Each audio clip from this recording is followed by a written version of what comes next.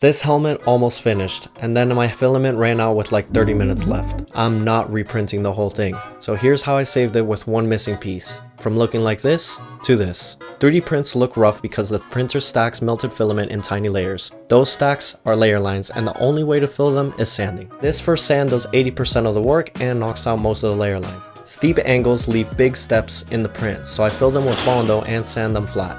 It's the fastest way to smooth out those deep gaps. I then use filler primer to handle the rest of the smaller layer lines. It fills tiny imperfections and levels of surface. Then I lightly sand the helmet with the sponge to smooth everything else out. For the smaller gaps, I use Bondo glazing putty. I spread a thin layer with foam, then lightly sand it smooth. I hit it with one last coat of filler primer and then wet sand it with 400 grit and water for that smooth glassy finish. Hard to believe that this started as a failed print, but now it's finally ready for paint. If you're curious how the paint job turns out, make sure to follow for part 2.